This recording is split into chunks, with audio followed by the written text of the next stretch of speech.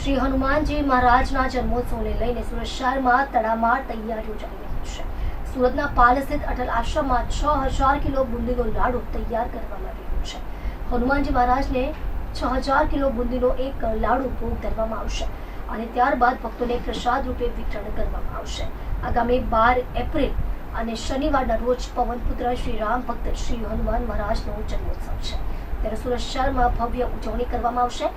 સુરતના પાલ સ્થિત અટલ આશ્રમમાં 6000 કિલો બુંદીનો એક લાડુ તૈયાર કરવામાં આવ્યો છે, જેનો ભોગ શ્રી હનુમાનજી મહારાજને ધરવામાં આવશે અને ત્યારબાદ ભક્તોને પ્રસાદ સ્વરૂપે આપવામાં આવશે।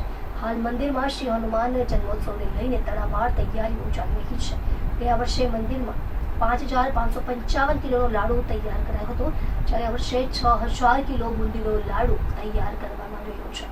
અટલ આશ્રમના મહંત બટુકગીરી મહારાજે જણાવ્યું હતું કે ગયા વર્ષે આશ્રમના 50 વર્ષ પૂર્ણ થયા છે અને આ 51 વર્ષ શરૂ થયું છે, ત્યારે 6000 કિલોનો બુંદીનો લાડુ તૈયાર કરવામાં આવ્યો છે, જેની અંદર 2000 કિલો બેસન, 2000 કિલો શક્કર અને 80 થી 90 ડબ્બા જેટલું તેલ અને ઘી અને 100 કિલો સૂકો મેવો મળીને 6000 કિલોનો એક લાડુ બનાવવામાં આવ્યો છે।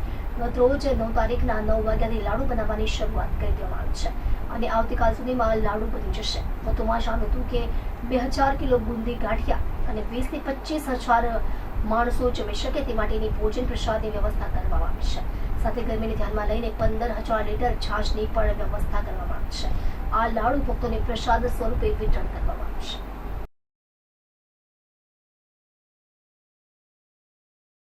અટલ આશ્રમ પારદેશ્વર મહાદેવ ગયા વર્ષે આશ્રમના 50 વર્ષ પૂરા થયા હતા। આ 51 વર્ષ શરૂ થઈ રહ્યું, ત્યારે 6000 કિલોનો એક લાડુ, જેની અંદર 2000 કિલો બેસન, 2000 કિલો શક્કર અને 80 થી 90 ડબ્બા જેવું તેલ, ઘી બંને અને સાથે 100 કિલો સૂકો મેવો મળીને 6000 કિલોનો એક લાડુ બની રહ્યો છે। ગઈકાલે 9 તારીખથી 9 વાગ્યાથી શરૂ કરી અને મને એવું લાગે છે કે કાલે કદાચ લાડુ સવારે 9, 10, 11 વાગ્યા પૂરો થાય।